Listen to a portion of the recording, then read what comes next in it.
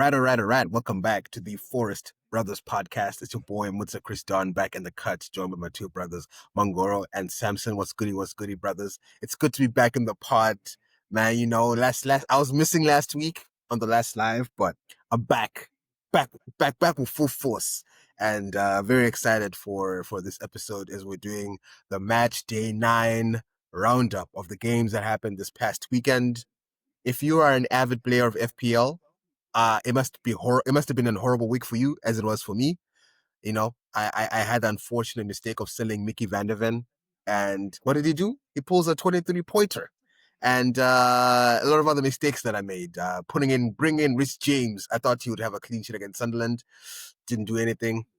I thought a tall boy there in Newcastle, Walter Maid, whatever his name is, will do something. Didn't do anything. Saka, I thought Saka would at least do something against Crystal Palace. Didn't do anything. Subbed off. All of them blanked. Horrible week. Horrible time. But anyway, hopefully, listener, you're having a much better FPL week than I am, because I'm on the verge of quitting. This year is just, it's different. It's different. I've never been last in some of these leagues before, and I'm last. I'm holding bottom. I'm holding bikini bottom like SpongeBob for real. So it's crazy. I don't know. Anyway, that's just my piece of it. But first things first, in our match day 9 roundup of the games, we had Sunderland. Chelsea lost 2-1 to Sunderland, and I have to say, you know what? I'm proud of Sunderland.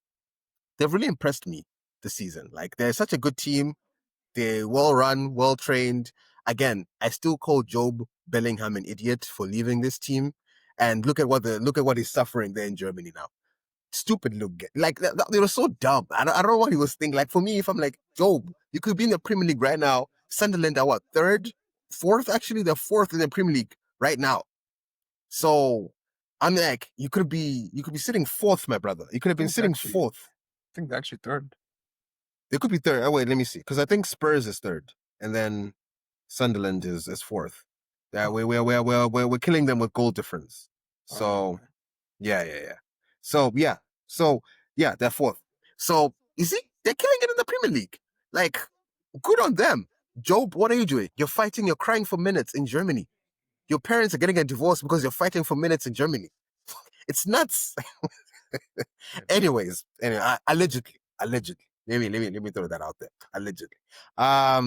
Anyway, Mangoro, you know, there's a moment there that we saw in that Chelsea game. You know, I don't know how you feel about Garnacho scoring a goal. I don't know if he impressed you in that game, but anyway, there is a moment that we have to talk about first, which is the second goal that happened against Sunderland, where, you know, the ball gets hoofed. Actually, your boy Estevao, the ball that you like to talk so much about, he likes to do his little dribble. You know, he thought he was doing something, and he was caught out, lost the ball, and the ball was hoofed, and, you know, a Sunderland player was able to be 1-on-2. You know, 2 defenders were defending him, and he was able to hold up the ball for about 7 seconds, as Samson said before we got right here, and he was able to lay it off to another Sunderland player and close out the game.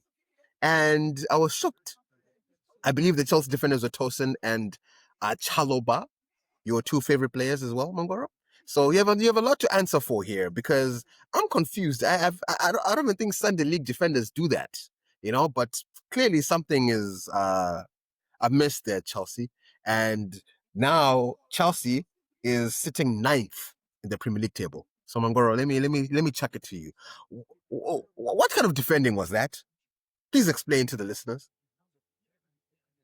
I think the defending has just been like that, like the whole game. It's just that in other instances, Sunderland weren't clinical, because they came there to play a back 5, played I think a 5-4-1, and they're playing on the counter for the most part. And even the goal you see them score was a counter. And I think for the end, they were like, let's just see what we can get out of it. And I think the mistake that I believe Maresca made was taking out Josh Achimpong, because he was the one that was like killing all their counters. Because I think there was even a chance where Shaka almost, before this thing happened, like I think Shaka almost scored as well in a very similar situation as well. So like for me, like it had been coming. I think once we went to 1-1, I was like a bit worried because like what I've learned about this team over the last 3 years, well, not even the last 3 years, I think in the last decade or so, is they cannot play against a low block, like at all. Like the moment you come out and play, like, because when you look at our past games, like the ones we've lost and the ones that we've won, we've actually tended to play better in the games of the teams coming to attack us. Whereas where the teams sit in, it's just going to be Chalaba, Tosin, Badiashile, Fofana, the center backs, passing it to Caicedo, then it goes back, and then things like that. So it just wasn't working, and you saw it this past weekend. It just didn't work. Like apart from like the chance that Garnacho scored, I don't think we had many other chances. I think the crosses were abysmal. Like I think we need to have a serious conversation about a few players at Chelsea. I think I mentioned it last year, and I think I'm going to mention it again this year. Pedro Neto, I think for me, he fooled us. Like, in all honesty, I think he fooled us. He's very inconsistent in the sense that he'll get you a goal and an assist in 10 games. He'll get you one of each. And then the other 10 games, he'll do absolutely nothing. He's meant to be like, he's not the guy we signed from Wolves. Maybe it's the coaching or something, but for me personally, when I look at him and how he's playing for us, not good enough. When I look at Garnacho, he's hot and cold in games. I don't understand why, but like you give him a chance, he'll do something good, but then the rest of the half he'll do nothing. And then I'm not going to talk about Mark Gui because like he's being thrown into the deep end. Like there's nothing the boy can do. Like João Pedro has gone off form. I think Cole Palmer being out of the team has affected not only him. The only like bright spark that can come on and do something special is Estevao. But he's an 18-year-old kid. What can you really expect from an 18-year-old kid? Like so I think we need to look at a few things. I think there were instances, for example, where Kukurea was now a furthest player forward when we were attacking, and to me, like that put the team off balance. Like when you look at it, and that's what led to a lot of these counters that they had. Because the moment now Kukurea is out of position, the moment we lose it, they're now playing a ball into those channels where he's supposed to be defending. And Caicedo, one of the games where I'd say he had like a bad game because he wasn't himself. I don't know what was going on, but when to me personally, when I watched this game, I think the moment we scored, and that's just been the pattern with Chelsea, I think the last 5 years, is the moment we score, especially against these low block teams, if we don't score a second goal, we're either going to draw that game or lose that game. Same thing in the game against Brighton. I think there was another one earlier in the season. If we do not score a second or third goal, this defense can't keep a clean sheet. Like I can't blame Sanchez this week. He didn't do anything crazy, but I should be worried about the throw-ins. You did hire Bernardo Cueva from Brentford, who is supposedly a set piece specialist, but I've watched us concede a set piece in a throw-in goal against Sunderland this past weekend. I think against Brentford they equalized. Garnacho was sleeping at the back post. Another set piece goal. So there's been a few occasions where we've definitely like suffered because of that, and to me it's a worry. It should be a concern for me and should be a concern for the managers and the players. And when I look at the squad overall, the squad is just not good enough. I said it last summer and I'll say it again. We are not at a point where we can safely say we can challenge for the league. I said at the beginning of the season, I said we're a little horse, and we're still that little horse. There is Hey, my guy, you were sounding confident at the beginning of the season. Let's not try rewrite no, history I here. openly said. Let's not try rewrite history here, Mongoro. You said you're winning the league. I never said you. We can watch back all the tapes. I literally said we are a little horse because I knew that these games are going to happen, and it's not only going to be Sunderland. There's going to be more where we play like this. So for me, like we still lack three critical players that can take us to that next level. I always speak about the spine. Our spine is not strong enough. The moment you have a weak spine, the team falls apart. Look at Liverpool. Their spine is all over the place now. They're losing games like crazy. Same thing for us. I do not trust in our spine. Sanchez, center backs, Caicedo and Enzo, maybe Lavia. I do trust in those. Palmer, and then Joao Pedro is not a center forward. So that spine, out of how many? One, two, three, four, five. I'm only confident in like one or two. That should tell you something. Sangi, wasn't he tooting Chelsea's horn a few weeks ago? I think this whole little horse thing, if I remember correctly, it was more like, not necessarily being confident, but more like quiet confidence, being like almost being like, hey, you know, I We're know I we're know here. Arsenal and Liverpool are doing their thing, but hey, if we get to March, if we get to April, and we have Palmer comes back, that was the vibes, like, hey, we might still have a little chance. But the reality is there's no chance. This team is far behind. And I'll go back to what I said before. This is still, in my opinion, Cole Palmer FC, and I'm yet to see what Chelsea do in terms of like consistently try. How they open teams up, how they create chances, how they score goals when Cole Palmer isn't there. They remind me a lot of Manchester United in that 2022 to 2024 period where you know you'd have these Man United teams where, like, say, Rashford isn't there, Martial isn't there, all the big strikers, all the big forwards aren't there, and it's just Bruno and Garnacho. These days, Chelsea, when Palmer comes back, you're gonna see it's gonna be Palmer and Garnacho. It's gonna be the same formula, and it's gonna be Cole Palmer. What can Cole Palmer do for you? And I just think if you want to be a big team that challenges, you need more than that. Cole Palmer, needs other forwards who complement his game. Um, Defensively, you need other defenders who complement, your strong defenders, who I believe are, Kukurea should actually be looked at as a core member of that team. You guys should be looking at, okay, Kukurea is our leader at the back. He's our guy. How do we build around Kukurea? Because he's one of the leaders of the team at this point. Caicedo, another one of the. I think the midfield, I think, is actually quite sorted. Lavia, Caicedo, um, Palmer, I think, is pretty solid. And you have Andre Santos and Enzo. I think it's fine. I think it's the wide areas, the center back position, the goalkeeper position, and up top that Chelsea have sort of underspent.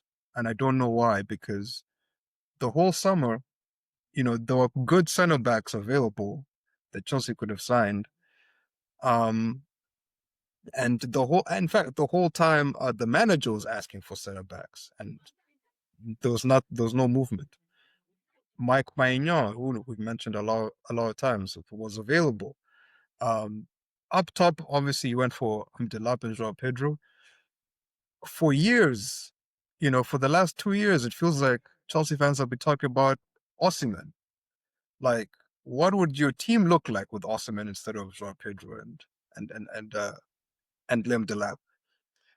So I think it's just this whole strategy that Bluco has been pursuing of trying to find. I'm not even sure if it's trying to find a bargain, because some of the deals aren't really bargains. Like, you paid 60 mil for Garnacho, you paid 60 mil for Gittins. Those aren't really good deals if you look at it. Hey, I'll correct you. We paid 40 mil for Canacho. Nothing more, nothing less. Paid 40 mil for Canacho.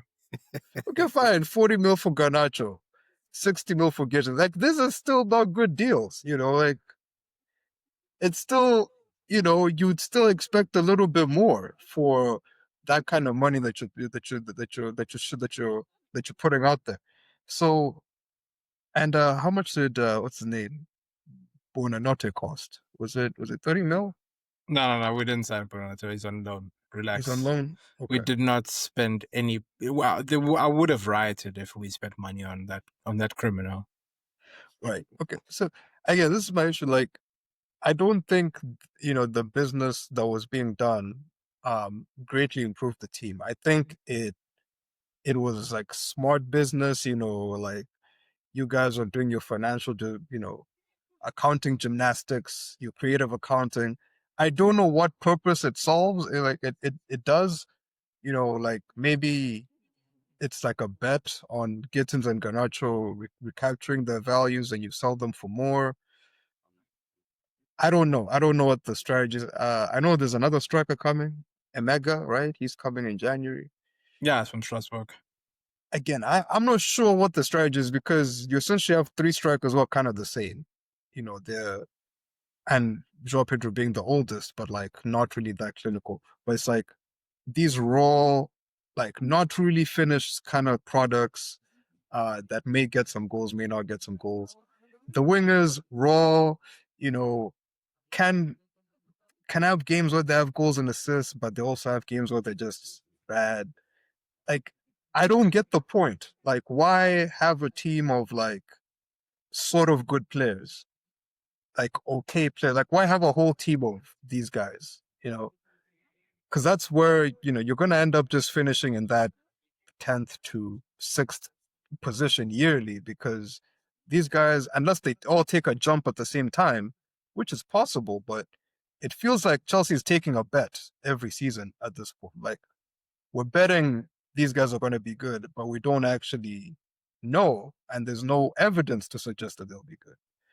So, yeah. I want to clarify what I meant by, because it seems like it was lost in translation by word little horse. Little horse is a terminology that was mentioned by Jose Mourinho in season 2013-14. And I think he won the league the following year. I mentioned little horse in regards to the fact that I knew that we were not ready to be in this title race. We do not have a world-class goalkeeper. We don't have a world-class centre-back.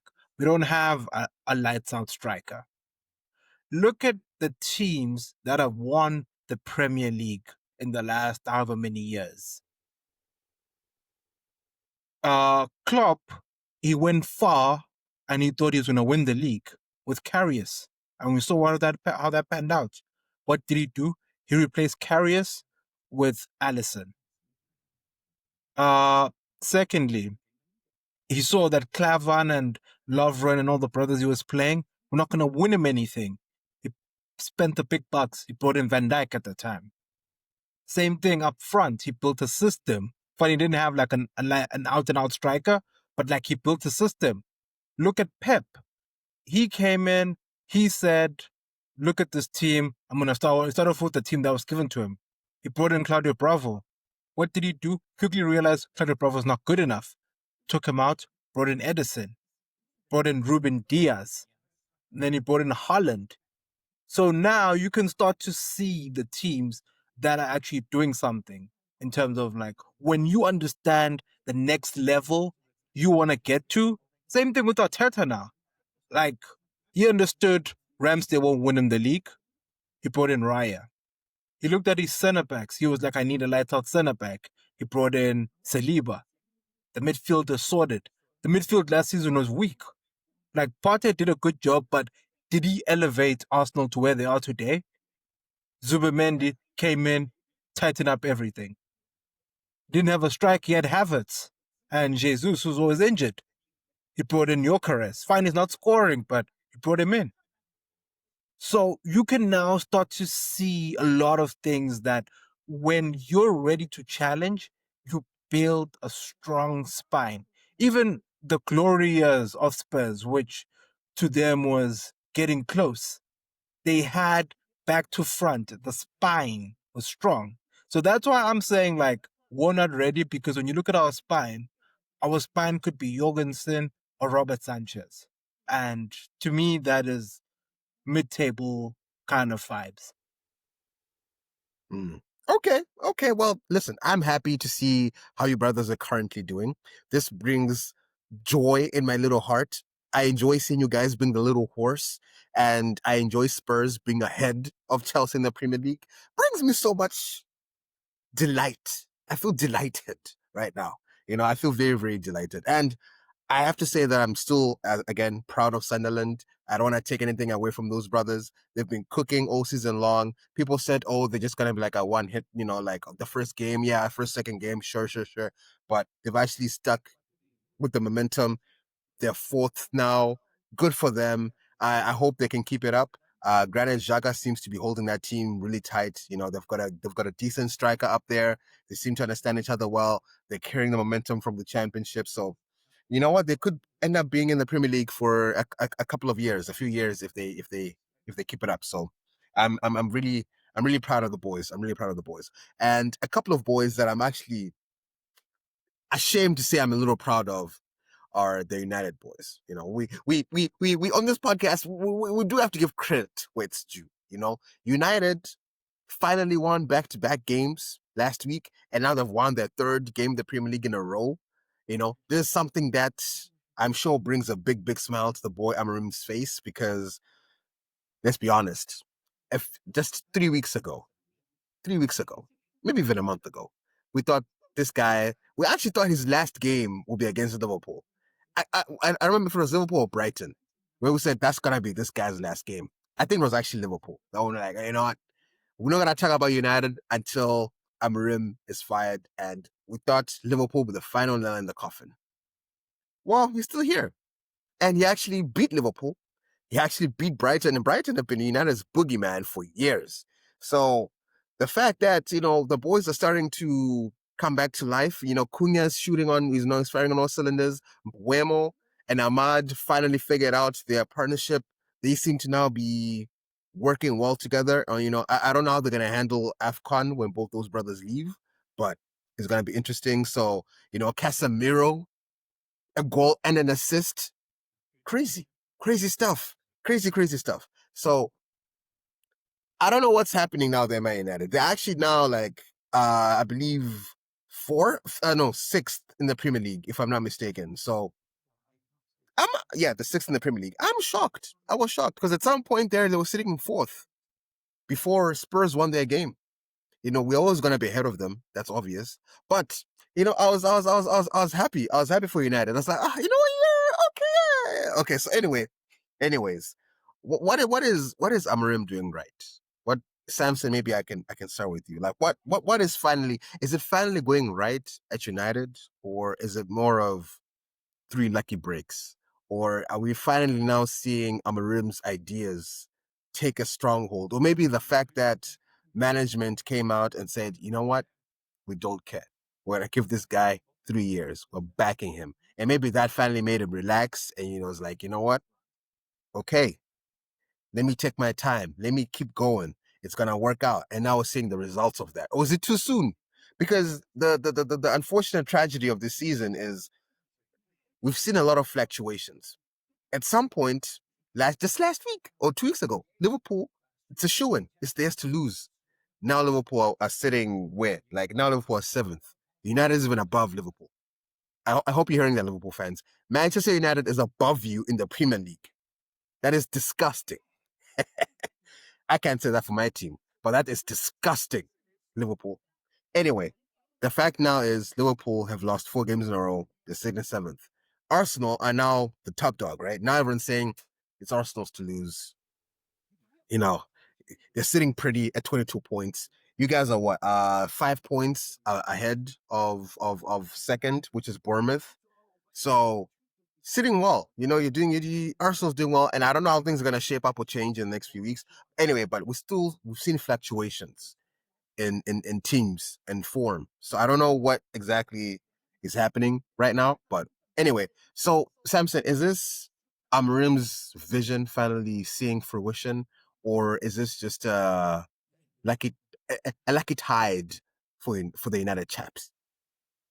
Okay, so I think the Liverpool game might go down as probably one of the most important Amarim has played this season, because I think it showed them one thing, which is this United team, very much like, his old Sporting teams, is very good when playing direct, when they're just flooding, they're just like sending people forward and just hoofing it to them.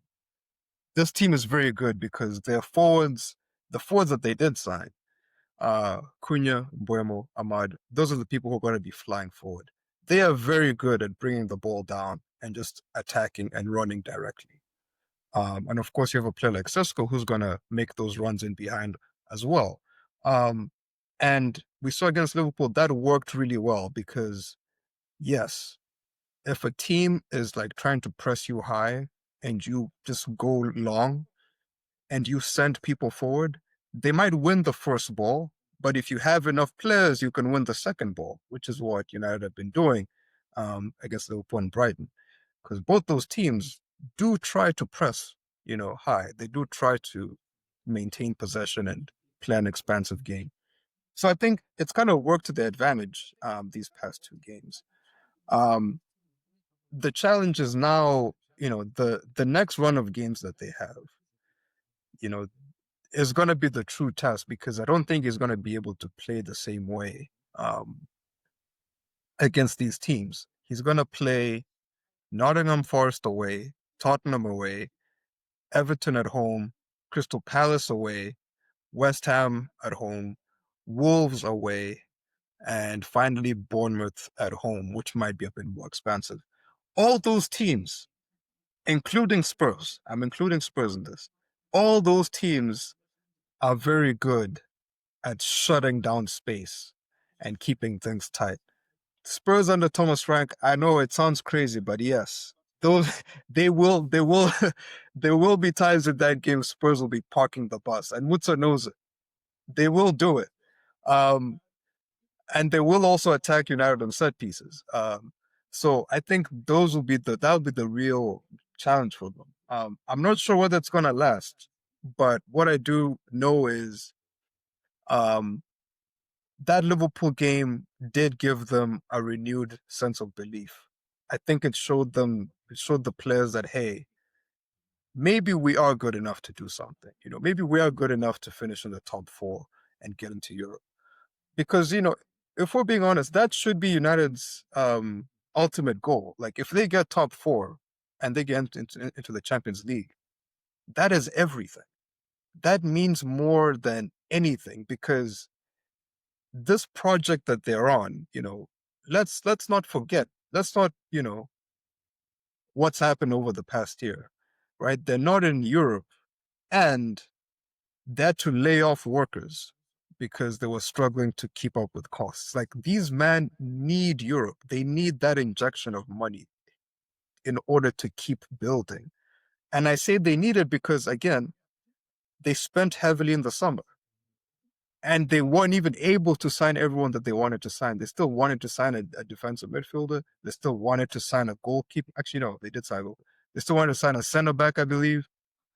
So there's still gaps in the team. And they need to take that next step. So I think I'm personally, I still think they have a long way to go. And I still think they are sort of a mid-table-ish side. I still have them finishing around between, let's say, around seventh, sixth, seventh. I'm not quite sure where to place it because, again, Chelsea, I would have thought Chelsea would finish above, but Chelsea's form is also a bit strange right now. You have Man City who can go up and down. You have Liverpool who've just lost 4 in a row. So it's hard to say exactly where a team like United would finish, which is also very inconsistent by itself if everyone else is being inconsistent. So, but I still think they're like sort of a mid-table-ish side. But I think these next 5 games will tell us a lot more because tactically, they were able to feast on teams that were going to press them. These next few games, they will not have that kind of space, and it'll be interesting to see what kind of games Casemiro and Bruno in particular are going to have in those games. Yeah, we'll have to see because they still have that thing in them, right? Where like I remember it was 3-0, we're like, easy win, boom, Brighton score one, boom, they score a second one. And at some point it was looking quite dicey there, until that moment that Fernandes had his little I don't know if it's a moment of genius or laziness and he just didn't want to test that ball or pure luck. We'll leave it up to genius. Let's just say he meant what he did. You know, because I saw an analysis where they said, "Oh, he looked at Buemo and just left the ball." And you know what? I know Bruno has his moments. I'm not, not to say he's a terrible guy. So, that was a great goal from Buemo to score at the end there, and yeah. So I can say like maybe now things are starting to click, and Bruno is finally able to do what he's done best, which is, supply all these guys. I don't know what this means for Sesko. Like I think Sesko had a decent game, but I'm seeing that Cunha and Buemo are finally starting to shine. But yeah, let's just see how it goes. Mongoro, what are your analyses of United right now? Like, based off of what Samson is saying that, these guys can now finish maybe 6th or 7th and possibly even above Chelsea. So, is Amorim on the right path here? To be honest, no. I will not lie to anyone. We shouldn't confuse form with actual class. I think, as I mentioned in the previous episode, I think Matthias Cunha is probably Matthias Cunha is the most important player at Manchester United. I think ever since he's come back into the team, like the form has picked up. He scored the opening goal this past weekend. You saw the spirits go up amongst the Manchester United players. So to me, like they should make a statue of him immediately outside of Old Trafford. I think he deserves it. Like that's pretty much where I see him being for Manchester United in this new era of United. In terms of them turning the corner, as you just mentioned, there's still those little cracks here and there around, especially like being scared to hold on to a lead. Like the goalkeeper, like I don't know if we are that convinced at this point by him. I think it's primarily because like we also feel like the bar was just so low at United. So as long as he came in and just ensured that he just kept the ball out of the back of the net as much as he could and didn't make any mistakes, he'd look like a world beater. But those are things we're going to see as the season progresses. So that's why I'm saying like it's too early to say, like, because what did they beat? They beat Sunderland through like a throw in. They beat a Liverpool team which is going nowhere fast. And then they beat Brighton, who on their day just can also just capitulate. So you look at but those are good 9 points to get. But then you should ask yourself, like, has the team really turned a corner? Because when you look at like what they call the eye test, when you look at United, have they truly progressed, or are they facing teams at a good point in their journey? When they pick up a bit of form, players are coming back to full fitness. They now have time to work on the training ground versus teams that are sort of off form and then they play them, then they can do something. So for me, like when you look at them, they're still going to be tested. There are a few things where I'm saying that United will still be tested and we're going to see those cracks. We saw them this past weekend, but there's still more. Like the goalkeeper, to me, like he's done his part. Like he's done what he can. But has he been tested? The answer to that is no. Has the back three of Shaw, Euro, and I think Maguire, have they truly been tested? Not really. Right wing back, you're playing Ahmad. Can Ahmad defend 1-on-1? Doubt it. Can Casemiro get around the field with Bruno, with the runners in behind him? Can they do that against properly structured teams? Can they do that? On the left hand side, you play Dalo 1 week, the next you play Dogu. Sort of confusing. Have they? I think in the Liverpool game, he was being cooked. Even United fans were like, what's going on, Dalo? And he came back in the second half against Liverpool and he put on a stellar performance. But the first half, he was all over the place. So for me, like they're still going to be tested. I want to see more. I'm not saying uh, that they're back, but I'm also not saying it's a false dawn. So I'm just trying to like play the middle and say, let's see how they progress because they will be tested. There'll be a game at night, maybe on a Saturday, they're playing maybe a team we don't expect them, a team we expect them to beat, and then they struggle. You want to see them in that moment. Do they have that character to rise above like those kind of things and come out or maybe when like they're against the Kosh. We saw them against Liverpool, they did it. Can they do it consistently? That's the key question. If they can, then I'll come back here and raise my hand and say, okay, United is back. But at the current present moment, I need to see more. And Yeah. I just want to add on there, and I think this kind of goes to why maybe Amorim has struggled a lot in England. Because I think the mentality of coaches in England is a little different from other leagues in Europe. I believe in other leagues in Europe, there's a sense of like there's a larger sense of trying to win, a larger sense of trying to make the best of what you have, right? Like my players do this well, I'm going to maximize that. Whereas in England, especially away from the top teams, it's a lot about survival. So in England, when a team doesn't think they can win a game, and even Chelsea have experienced this, right? Spurs have experienced this. When teams don't think they're going to beat you, what are they going to do? Back five, and three midfielders in front of the back five, keep it tight, play on the counter.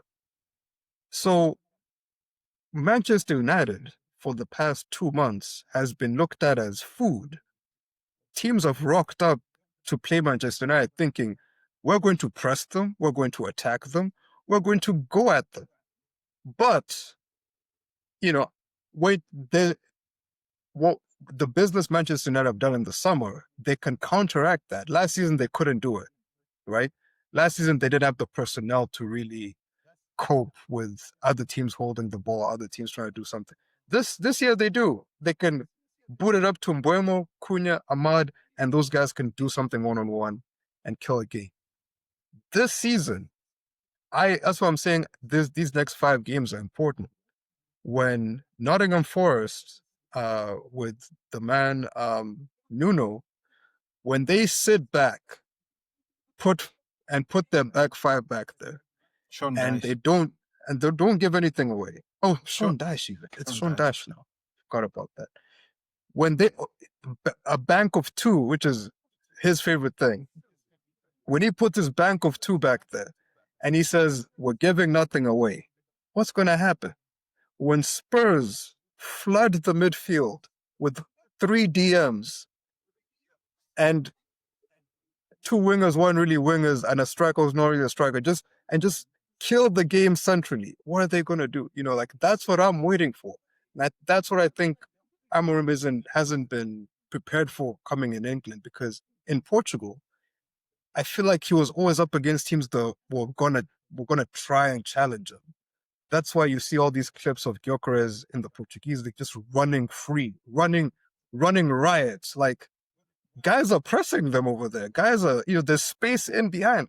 There's not a lot of space in behind when teams are just going to sit all game. So let's see how they cope.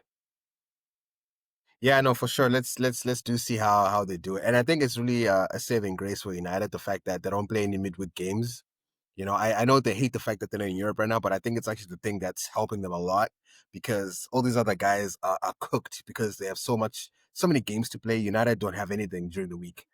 Amorim can spend the whole week working on strategy, tactics, trying to get these guys to sync. So I think that's also another big thing that's helping United right now. And I think it's worthy of putting out, I think Amorim needed this. Amorim needed a season where there's no pressure. There's no European pressure. They got knocked out of a couple of competitions already. So an FA Cup hasn't started yet. So they really are not doing anything during the week.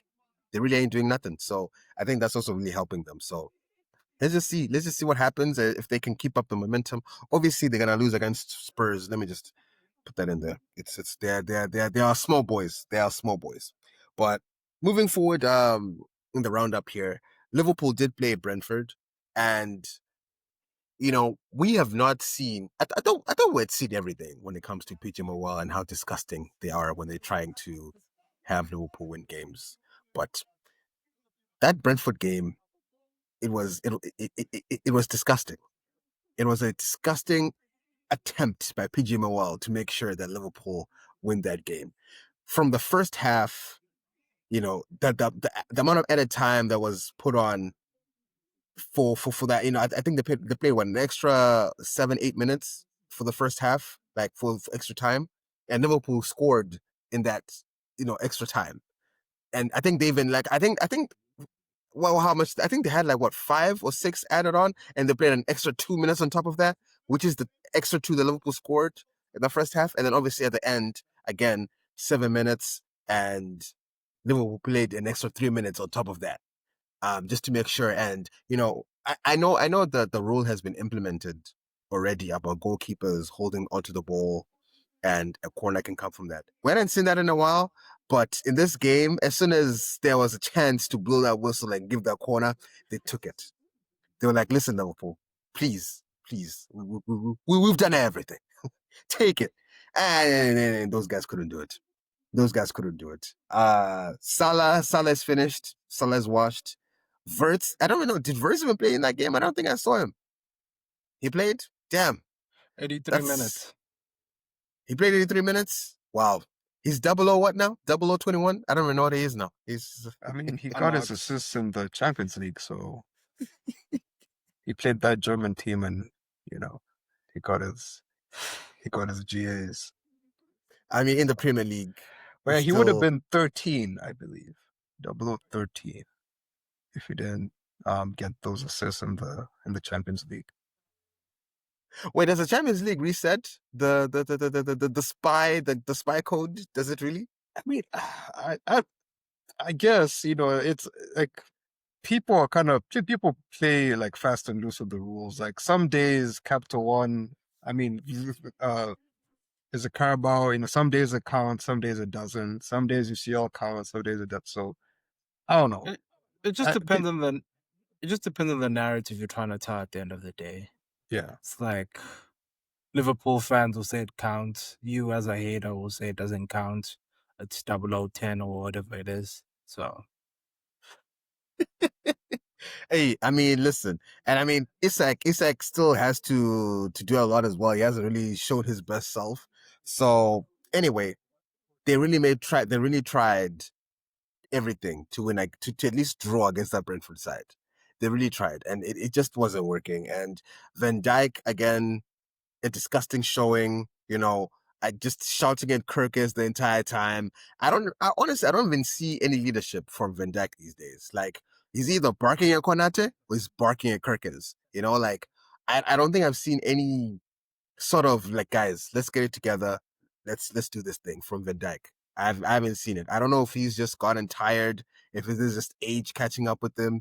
I don't know if the football has now left him or it's leaving him and he doesn't know how to deal with that. But that brother needs to get his shit together. That brother needs to get a handle on himself, because what he's doing is he just looks like a bully on that pitch. And not even in the good way. Not even like he's bullying other players. He's bullying his own guys. Like, guys, come on. And it's like, my guy, it's you. You're the one who stinks. You're stinking up the gaff. So I don't want this to happen to that brother, man. But Mangoro, Liverpool, what's going on with the boy Slot? Because he's finally exposing himself as the fraud that we all thought he was. He can't ride on Klopp's coattails anymore. He's finding it difficult to adjust, and also his attitude and his behavior is quickly becoming the most annoying football manager in the Premier League. And even in Champions League, wherever he's at, he's becoming quite insufferable. And yeah, I didn't think there'll be another bold manager that'll make us feel the way we feel. I thought Bold Hug would be the last, but it seems we have a new brother who wants to take over the mantle. Anyway, over to you, Mangoro. I'd say, before I get to, honestly, I'll just start off with the referees. Honestly, I think it's only right that I don't entertain it, just as a sign to just show like where we sit with these current referees. Like, I've said it for I think the last couple of years, and I think it's just high time that those kind of discussions are things that I don't even mention. But when I come to Liverpool side, look at the team and look at what has changed from when I do like a year-over-year comparison, I think I do understand where Slot is coming from, in that last season we won the league, contentious as it may be, or whatever happened. I do understand the aspect of keeping it fresh, bringing in new players, challenging the current players so that they don't rest on their laurels. I do see that point, but there's a point in time to do that. You cannot tell me that you're going to introduce 5 new players and they're all going to start. What does that say about the people that won you the league last season? If you're going to bring in 5 new players and say they're starting ahead of the players that won you the league the previous season, I look at a player, for example, like Sobos, like who I've mentioned at the beginning of the season. He's looking at himself playing CDM, sometimes right back, being disrespected by wingers, and in his head he's like, they keep on playing this Verts guy in my position. Fine, he cost a lot of money, but he's doing nothing. Fine, I was also doing nothing there, but at least I could also provide some GA at some point. But like, in all honesty, like, to me it's the balance. It's like you look at Gakpo. He was nowhere last season. Luis Diaz was playing there. Now all of a sudden he's playing, and the balance seems off with him because he wants to play a different way in terms of like the service he gives to the strikers, whereas Luis Diaz had a different way. Ekitike for me has been the one shining light because he's come in, he's hit the ground running, and I also feel like there's a morale issue with someone like Ekitike because you can't tell me, Muta, that I sign you as a striker and I tell you over the summer you're going to lead the line for me, and I come in and I score goals. And then on transfer deadline day, you go spend 150 million on another striker. What does that say to me as the person you signed before? What does that say? Do you really trust me? Or you're going to play this other guy? Fine, he may be better than me technically, but what does that say? Now I have to play out of position. Now he's coming off the left. He's playing in number 10. So there's just a lot of things that are just happening that are just not working. Verts, I think enough has been said about that. I'm not going to get into it. I do want to mention a few brothers. Uh, Mo Salah. And I said this last season. When there is no penalty, you don't score. And this season, he's just been nowhere. And I think maybe this is where Slot may be potentially getting it wrong. I think there should be a cadence where he sometimes drops these senior players because I feel like some of these senior players maybe carry more weight in the dressing room that he can't drop them. And I think there's a few that I want to mention, him and Van Dijk. I think there should be some games where it's like, you didn't perform last game. You are my leaders, but sit on the bench. Watch other people play. Let's see how it goes. Because I feel like there also is that complacency aspect within them because they know week in and week out they're in the team sheets. So for me personally, like those are the kind of things. Kirkes, all I'll say is I told y'all that it's just Trent on the other side, and we're starting to see more of it, more concerned about scoring goals and being in other people's 18 areas rather than defending 1v1. And when you look at like the goal they scored from the throw in, well, Tara was his man. And in occasions this season, I think even against Newcastle, Bruno G was his man from the throw in, and they both scored. So Kirkes, I think, I know they say Andy Robertson is probably past it. Just give him a chance at this point because you keep on playing Kirkes and he's doing things that are not convincing. Bring back the tried and tested and then bring Kirkes on in the second half. Because if you continue with this, it's just going to keep on getting worse. The goalkeeper at the back is a good shot stopper. I give him there. I give him credit there. Shot stopping is pretty decent. But he's pretty horrible with his feet. Very, very horrible. But they keep on passing it to him. And the worst part is he's left footed and they'll pass it to him at the back on his right foot. Of course he's going to kick it out of play. So I don't understand. The culture to me is sort of a bit off in the regard that he's left footed. When you have the ball and you play to his left foot, then whenever he plays it out, he can play it properly. But then you play to his right foot and then you get angry at him for kicking with his right foot and it goes out. What do you expect from him? Like you're putting him under so much pressure. Now you have to clear the ball. It goes like you look at him, it's like it's his fault. It's not his fault. You know he's left-footed. It's the same thing when he passes you the ball at the back. He passes it to your stronger foot, not to your weaker foot. So I don't know. Like they sort of now and then he looks far worse than he is. So I don't know. Like I think maybe the culture aspect are sort of broken at Liverpool now, in the sense that there's too many new bodies that cost a lot of money that have come into the club that now have to play, because we know the media. We know the media will have something to say when big signings are sitting on the bench and not playing. We remember when they put Vert outside. The camera kept on panning to him. It's like, why is Vert outside? And then he was forced to bring him back, even though he came back and gave him nothing. He was forced to play him. Now there's even formations online where we're now seeing a formation with Verts, Ekitike, Isak, Salah, and Gakpo playing. And I'm asking myself, who is defending? So you can now start to see that the influx of new players versus the core that was already there is sort of now broken, because the the core players are like, we won the league last season. These new guys are like, we cost a lot of money. We've come here to play. We were made promises. Look at Frimpong. He was made promises. He's not playing. You look at Kirk, he's playing, but he's playing terribly.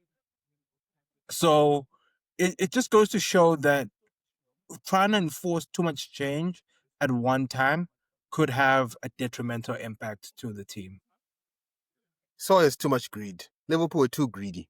They're suffering from greed. There's no reason to sign Isak. That was just pure greed. No reason to sign Etikita. Actually, Ekitike was a greedy thing, because they could have just left him. Let him go to Newcastle. They didn't have to sign him. I mean, But greed. when Pure they tryna greed. when they try to like do some weird Jedi mind trick on Newcastle to say like, hey, you know, you're not trying to let Isak go. All right, we're gonna sign your replacement.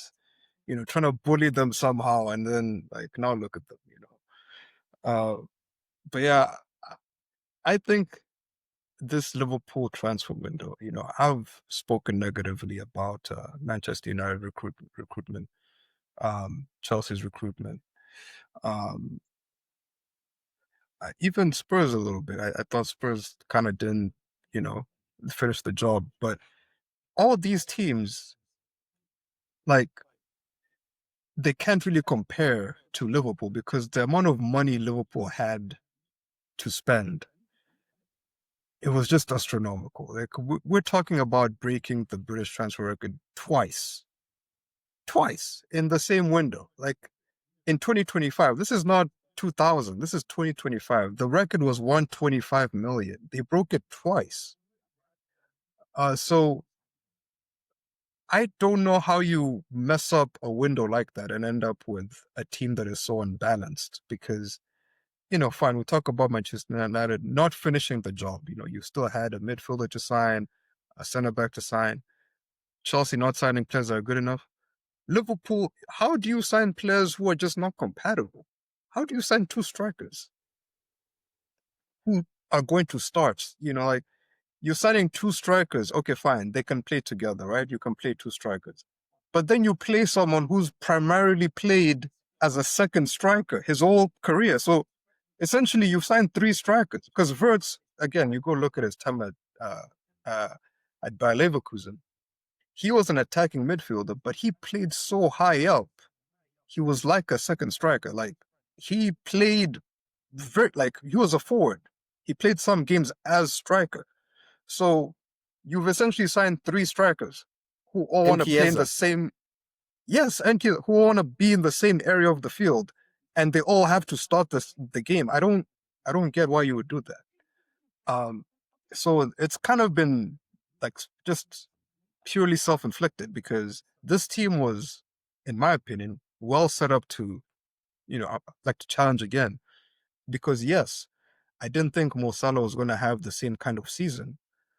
But he didn't have to, you know.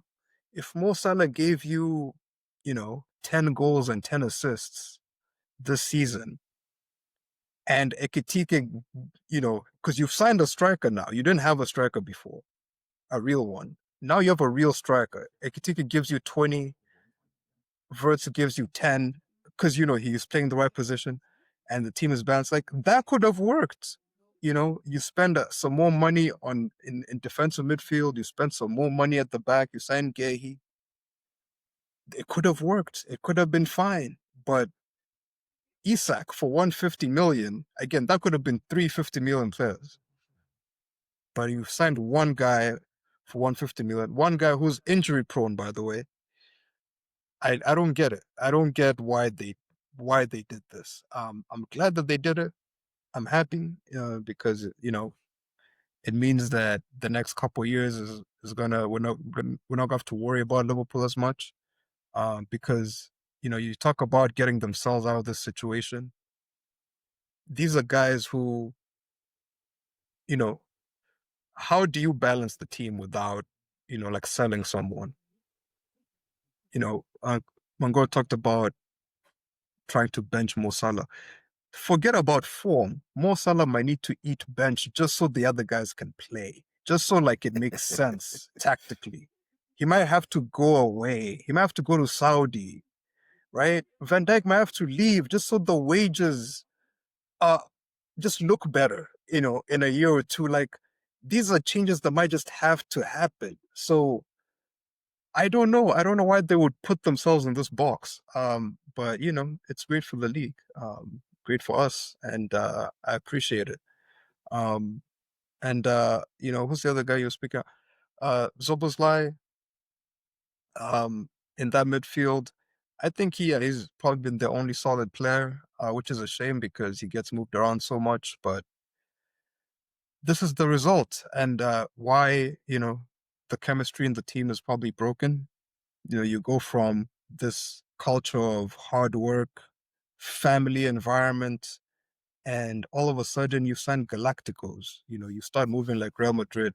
I remember there was a quote in the summer, one of the Liverpool, I think it's the CEO, he said after signing Verts, they're trying to position themselves to compete with the likes of Real Madrid, Barcelona. That was the thinking when they were signing. They weren't thinking, oh, let's improve the team. They were thinking, let's improve our branding. Let's improve our standing in the game.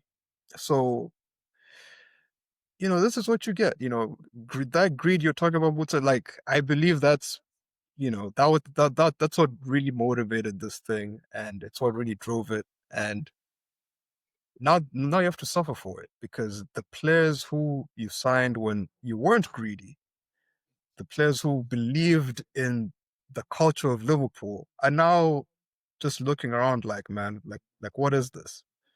We have a guy who took the summer off and now he has to start games. You know what I mean? Like, that's the culture now, So it's unfortunate, but hey, we will toast. We will toast to this downfall. Hey, long may it continue. The Liverpool hate watches have been beautiful. They've been absolutely beautiful. 4 beautiful hate watches in a row. Man, we're eating good. We've And been even eating more, so good. we might even see even more, because let me even look at the fixtures. I saw the list earlier today, and I was like, wow, we might keep eating. Yeah, because they play Aston Villa next, and then Man City, and then Forest, and then they have some easy games after that. But no, you're just focusing on the league. All competitions, they all competitions, yeah. they play Crystal Palace tomorrow. All right, Sheesh.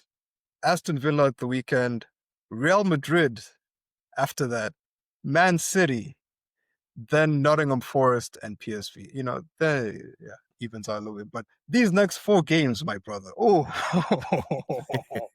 it's looking good.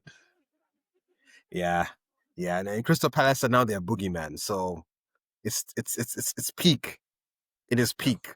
But yeah, anyway, though, these were the big games of the weekend, listener. These were like Arsenal did play Crystal Palace the 1-1-0, but there's really not too much that we can say. Congrats to Arsenal. Spurs also did beat Everton 3-0 at the new stadium. We're the first team in the Premier League to beat to beat Everton at their new stadium. So, and Spurs also has the best away record in the Premier League so far. So, doing well, doing well. I'm happy with the boy. I'm happy with the boys sitting pretty at third in the Premier League, and we can only keep going. In Frank, we trust. So those are some of the games. Wolves obviously lost their last game to Burnley. Very actually that was actually a very good game. That Burnley Wolves game, actually it was quite competitive. Wolves are yet to win a game in the Premier League, so they really need it. Sitting on the last position of the Premier League, they are in danger of relegation at this point. So things are not looking good for them. Bournemouth, again, good start to the Premier League, second in the Premier League right now. So good for them. They're cooking. They're doing well. We'll see if they continue with their momentum. And Aston Villa beat Man City. So Man City still has a lot of work to do. So yeah, it seems that I don't know. I think we spoke. I don't know. I can't remember if we spoke about this like at the end of last season or the beginning of this season about how the Premier League is sort of now getting to a place where either it's becoming more competitive or it's dropping in quality. And we weren't too sure where we were going. And I'm still unclear a little bit because we're still seeing results that are not expected. And, these other teams are starting to improve. Like Bournemouth, like, I don't know. I'm still not sure. Maybe you guys have seen a bit more direction about whether like, are we losing quality or is other teams improving really well? The fact that we can see Bournemouth sitting in second, the fact that Sunderland came in and they're cooking, and the fact that the Premier League old dogs like Wolves and West Ham are in the bottom, like, does that mean that generally speaking the quality of football is increasing or it's dropping? I don't know. For me personally, I can't answer that right now personally. Maybe Mangoro, you have a different idea, different perspective to it, or Samson, but I'm not sure. I guess we'll see. I guess time will tell. Because there's also the argument out there that Arsenal right now is doing well because everyone else is so shit.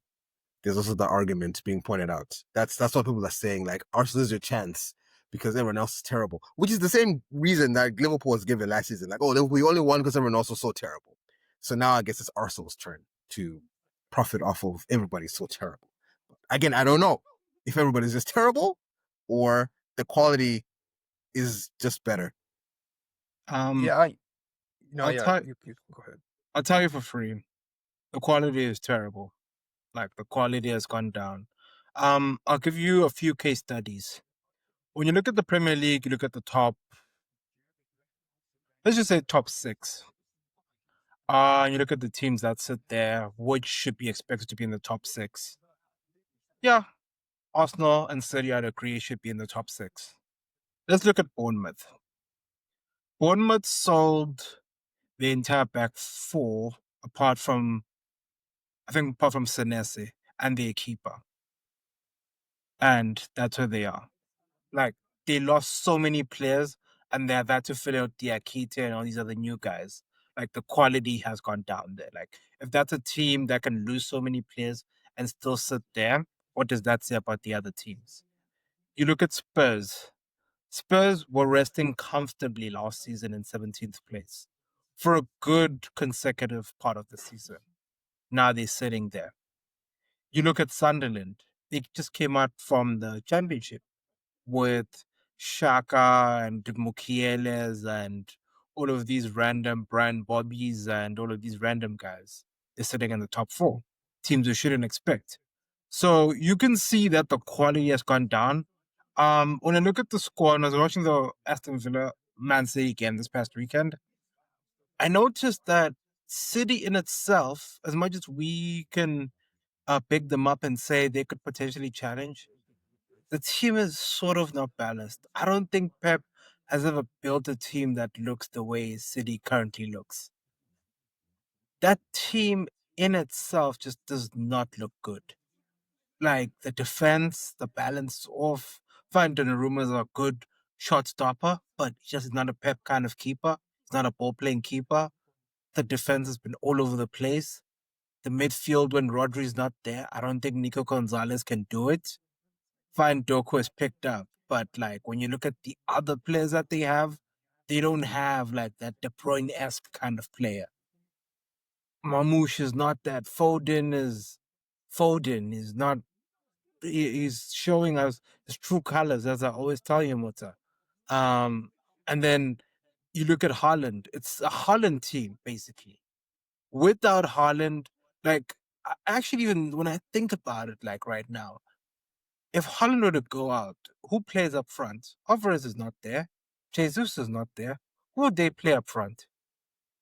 Mamouche. Divin Mubama. Listen to that.